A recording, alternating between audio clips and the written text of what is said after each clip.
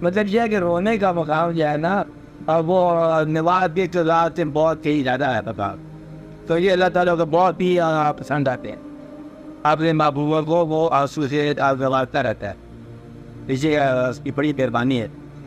اس لیے وہ خواہش کا ٹوٹنا مبارک ہے اگر نتیجہ آنسو ہے, اور اگر نتیجہ زخمی ہے آنسو کے بغیر تو سمجھو کہ پھر کوئی غلطی ہوگی. آپ سے اگر آنکھ پتھر ہوگی سمجھو کہ غلطی ہوگی.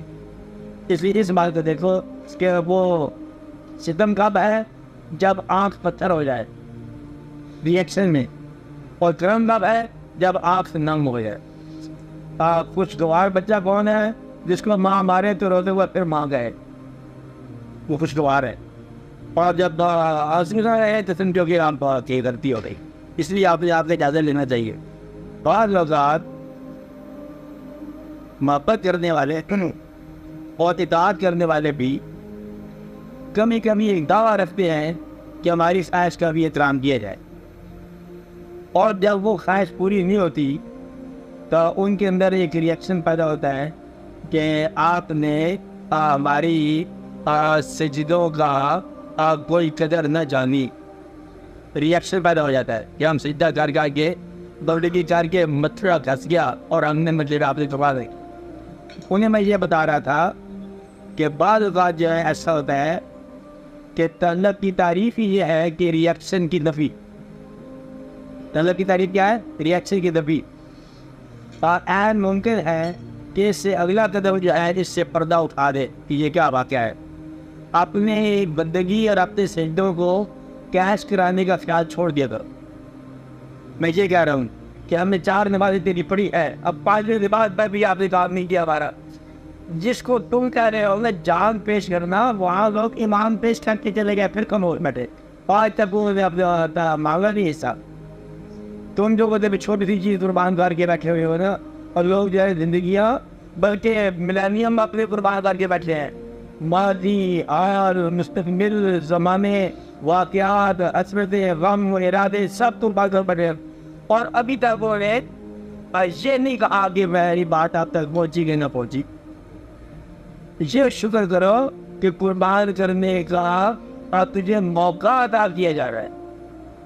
وہ تو قربانی قبول ہی نہیں کرتے. تجھے قربانی کرنے کا اگر توفیق عطا فرمائی جا رہی ہے تو تم شکر کرو. جہاں تم ریئیکشن کر رہے ہو وہاں تم اطاعت کرو, یہ طلب ہے. جہاں ناراض ہو رہے ہو آپ کچھ ہی محسوس کرو. میں نے ہم نے چاہا ایک آدمی کی میں نے کہانی سنائی تھی, آپ کو پھر سنا دیتا ہوں. کہانی ہے تو آپ بھول جاتے ہو, بات یہ ہے یہ سب کہانی آپ یاد کرنا کہ میں نے سنائی تھی, اس کی گواہی دینا. ایک دفعہ میں نے سنائی تھی. ایک بزرگ کی عمر تھی جن کی 110 سال. اب یاد آتے رہیے آپ کو بات. ان کی عمر 10 سال تھی, 110 سال. یہ واقعہ ہے پورا, تاریخ نہیں ہے, ڈیٹیل ورڈ یہ ٹیکی ہے. وہ ایک دن اپنی محفل میں بیٹھے ہوئے, ان کے مریدوں میں سے ان کی اولادوں میں سے لوگ آئے, بڑے بیٹھے ہوئے تھے, محفل تھی. ایک مرید ہے اور بیچارہ وہ بھی ضعیف سا ہو گیا. تو صاحب بابا جی بات یہ ہے, میں پچھلے 10 سال سے کوشش کر رہا ہوں کہ میرا آج کے اندر ٹیلنٹ نکلے, نام آ جائے. میرا نام نہیں آیا. بڑی محنت سے پیسے اکٹھے کیے میں, اور میں 50 سال پیسے اکٹھے کرتا رہا ہوں, پائی اور کمائی کو اکٹھا کیا, فاقے اکٹھے کیے. میں اللہ کے گھر اور اس سونے محبوب کا گھر میں چادر ہوتا جائے, اللہ کے محبوب کا گھر دیکھنا ہے. تو دعا کرو میرا مطلب نکل آئے, آپ میرا نمبر نکل آئے. وہ روکی بھائی کہتے اللہ کے گھر تو ساتھ دیکھوں گا, پر اللہ کے محبوب پہ گھر تو دیکھوں گا نا.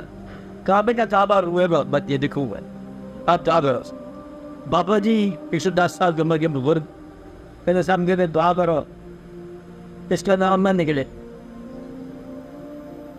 یہ جس نے واقعہ بتا رہا اس کا نام نہ نکلے. بس بابا جی نے اتنا کہا تو اس آدمی کی حالت دیکھنے والی تھی کہ زاریاں قطاریاں ہو گئی. آسمان پھٹ گیا, زمین پھٹ گئی, اور نے جو چیخ و پکار کی بے شمار. جب اس کو تھوڑا سا قرار آیا, بابا جی نے اس سے کہا بات سنی ان کی زبان کہ ماں اب پڑھنا آج کی ہے. فولا شاید کہ انہوں نے کہا کہتا ہے جی میرے 16 سو آپ کیوں لے لے اور یہ آنسو مجھے دے دے. کہتا ہے میرے مقبول اور قبول ہونے والے 12-16 حجانہ وہ میں تجھے یہاں پیش کرتا ہوں, اور یہ جو تیرا نامقبول آنسو ہے یہ مجھے دے دے, یہ ان میں 16 حجوں سے زیادہ قیمتی ہے. تو انسان کو سمجھ نہیں آتی ہے کہ دعا کا پورا ہونا بہتر ہے کہ نہ پورا ہونا بہتر ہے, امتحان چل رہا ہے. اس لیے اللہ تعالیٰ کی باتوں کو اس پر خوش اعتقادی کے ساتھ چھوڑ دو, اپنی آرزوؤں کو خوش اعتقادی کے ساتھ چھوڑ دو. اور تعلق کا معنی کیا ہے؟ تعلق کا معنی ہے ریئیکشن کا نہ ہونا. اگر ریئیکشن پیدا ہو رہا ہے تو یہ تعلق کمزور ہے. بہرحال میں یہ بتا رہا ہوں کہ ریئیکشن جو ہے یہ تعلق جو ریئیکشن کو دور کرتا ہے, تعلق قائم رہتا ہے. اور دوستی کے اندر بھی دوستی محفوظ رہتی ہے, ایک دوسرے کو فارگیو کر دیتے اگر برابر کی تعلق ہو.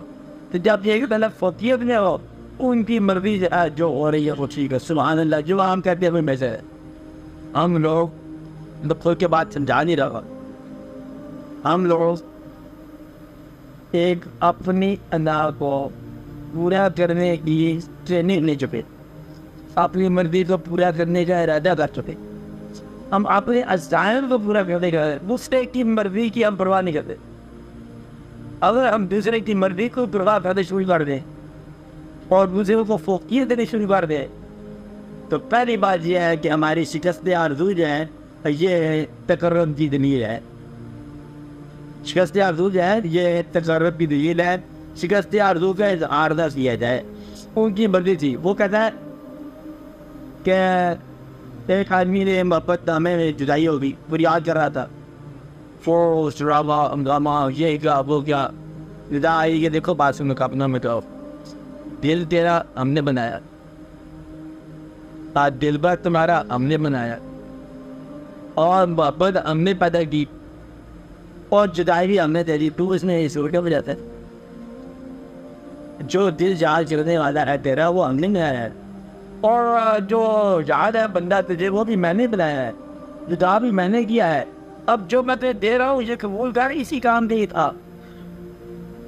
بس یہ قبول کی بات ہے, پھر جھگڑا نہیں ہوگا. ہم لوگ جو ہیں اپنی خواہشات کے ڈوبنے سے غم کی بجائے غصہ بناتے ہیں. پھر میں آپ کو وارننگ کی بات بتا رہا ہوں, آپ اپنے غصے کو غم بنا لو تو میری طرف سے کوئی اعتراض نہیں ہے. آپ غم کی بجائے غصہ بناتے ہو, غم کی بجائے غصہ بناتے ہو. نتیجہ یہ ہے کہ آپ نے آپ کو فاعل سمجھتے ہو, مطلب سمجھتے ہو, اور یہی وجہ سے آپ پریشان رہتے ہو. غم اللہ کے قریب کر دے گا, غصہ تمہیں اپنے آپ سے نہیں دور رکھے. بھائی ابھی تو غصہ جو ہے نا یہ غلط دن کی چیز ہے, یہ نہیں نکال سکتے. غصہ نکال دیا جائے. غصہ کیا ہوتا ہے؟ ناپسند کا عمل جب سر پر نازل ہو جائے تو غصہ آتا ہے, اور جو قریب ہو اللہ کے اسے کیا آتا ہے؟ اسے افسوس آتا ہے یا غم آتا ہے.